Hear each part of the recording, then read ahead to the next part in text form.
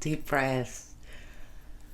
One of the most challenging for the mind experiences is that truth embodied here on this plane is always paradoxical. Now, whilst I'm not going to go into any specific definition of what a paradox is, as in looking it up on a dictionary, we are all aware that we're working with the working definition of a paradox being a statement or situation that seems to contradict itself, and pause to notice seems to contradict itself or go against what people call common sense. And what is really exciting about paradoxes is that because it is truth at root, it automatically challenges conventional binary thinking. Conventional thinking being, as mentioned, purely binary and dualistic mind patterns. And this is really what can be very, very unsettling at a point of awakening, to experience that apparent contradiction, and yet deeply resonating with the truth that transcends that binary mode of the mind, of duality. And this becomes the challenge of what is at once teaching and learning in unity consciousness. Because again, the finger pointing at the moon is not the moon. The deepest teachings have done a great job. This is why I am at a loss for words so frequently. They've done an extraordinary job of pointing at the moon. We can talk about witness consciousness, which you would have heard of 1 trillion times by now. To notice that all experiences have a nature and are the object of an experiencer, not the experiencer itself, so not the subject, is to be aware,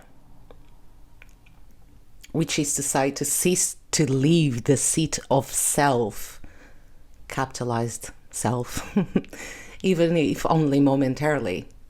And that is what truly is witness consciousness. Not leaving the seat of self, being aware that one isn't the object, but the subject. Again, one is swimming through layers, if you will. The moment you notice you are not your body, because your body changes and you remain the same, you detangle self from identification with that object of consciousness, that object of self. And this is a layer Descartes released too. I think, therefore I am is the biggest fallacy in Western philosophy. And this is one that has been reflected by history ever since. If I am or exist only if I think, I must defend my most recurrent thought, my way of thinking. And we call these beliefs the most recurrent thoughts, the most recurrent ways of thinking. And we must defend it, or I will cease to exist, right? If Descartes is correct, then I cease to exist if I don't think. and therefore I must defend that which I think I am. And can you see how historically and currently despots and wars and discord are all born of this simple distortion, this fallacy that I am my mind. So if you are going through that's the air quotes here, spiritual awakening, you are going deeper or higher than Descartes ever did. A spiritual awakening is a realization that one is not one's mind, and therefore not the sum of one's experiences, where those beliefs are formed. I am the one who experiences the mind being the sum of its learned experiences. I, that which sees or witnesses or hears or tastes or touches, is the subject. All that I witness and see is the object.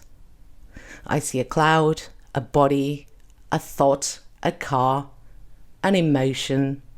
I am aware that these are objects and I don't identify with them. Now, if I were to put a my before the object, play with this, see what happens if we're not talking about a car, but my car. This is the beginning of identification with the mind, the illusion of ego, of a self-concept. Now, what is a concept? A concept is an idea. It's an abstraction, a notion, a theory. The concept is not. We go back. Full circle, as they say, except it's a spiral. Not the self. It's an idea of what the self may be or is in the rigidity of mind's duality. And this is why awakenings can be vastly different experiences. One can awaken and have a sustained experience of joy, fall into unity consciousness, not notice, not witness consciousness, not the witnessing of the duality, but just fall into unity consciousness. And there are so many biblical and other Eastern expressions that describe this moment so very beautifully. But more often than not, it is an experience where that duality causes an ego death that can become an experience that is often referred to as the dark night of the soul, where the mind is struggling to integrate oneness, to integrate the paradox. And so the consciousness is still tangled with the identity, with the thought patterns, and with the body to an extent. And so in that sense, there is knowing, which is one, which is union, which is unity, which is that which one is.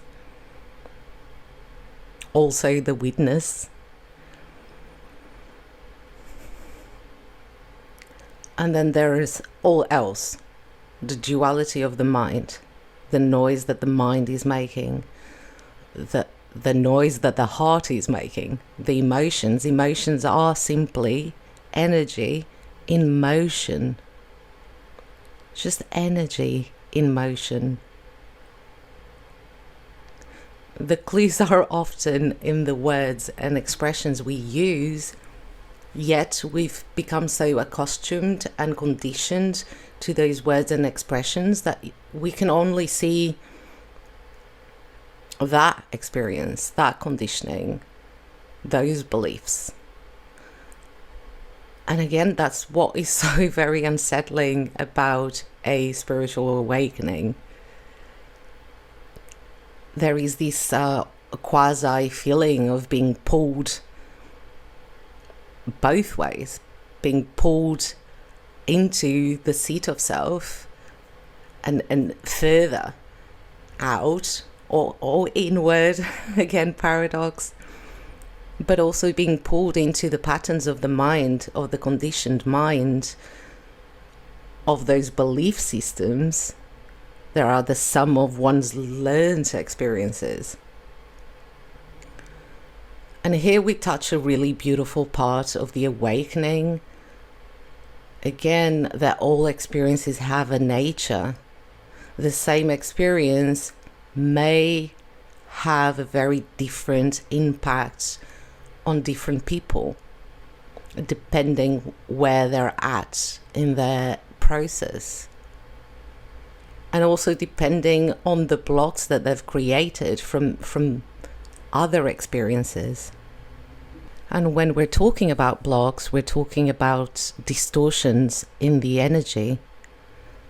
We're talking about resistance. We're talking about having resisted an experience.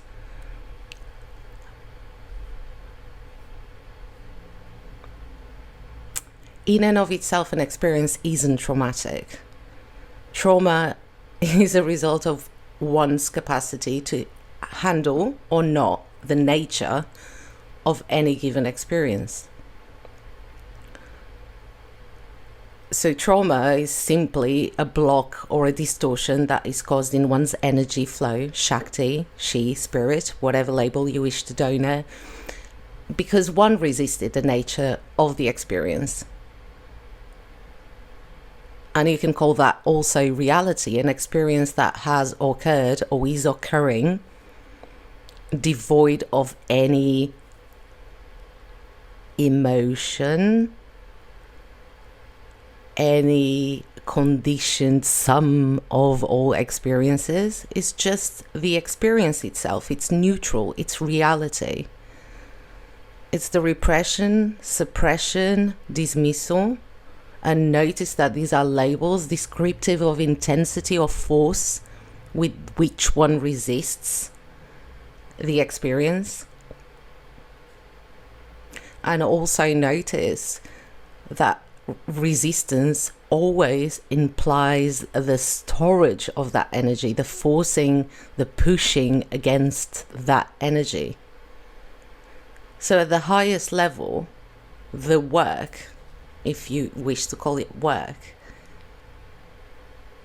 which is to say the deepest work there is to do, is to be, which is to release, to let go, to allow these experiences, irrespective of their nature, just pass through you. This state of non-resistance is what the Buddhists may call working at the root, the letting go. Because the root of those blocks and distortions does not require you search and plod through the dirt of all those self-concepts and experiences and likes and dislikes and all that duality that one's mind has created. Because at that level, one is still working with concepts. One is still working through the mind, with the mind. And this is what one of the, again, inverted commas, potential pitfalls of an awakening is also. a new self-concept, often referred to as a spiritual ego. A new self-concept. And this happens because the mind has now had another experience. And that experience is now informing a new concept that is more comfortable, better, higher, whatever it is that the mind has to say about it. And so, again, in session, this often happens. The work that is done is of noticing where these attachments have cropped up, of noticing where the mind is digging unnecessarily. And of course, I'm not dismissing psychology, I'm not dismissing energy healing, I'm not dismissing any work or tools that one has accessible to address anything that comes up. But when it comes up naturally. Address it from a place of clarity, from a place of non-resistance. Not from a place of trying to fix something that is not comfortable, something that doesn't align with your self-concept. On this note, I am going to close today, as I'm actually noticing some tension in the body from just experiencing cold. With that, I trust that this is helpful, or rather supportive to you, and that you may feel open to share with someone you feel this may be supportive to at this point in their process. No gatekeeping. That's an egoic tendency. One would do well to watch. You're welcome to stay in this space for a little longer. I'll just play a little bit of a meditation for now, and do as you will. You may stay, you may go.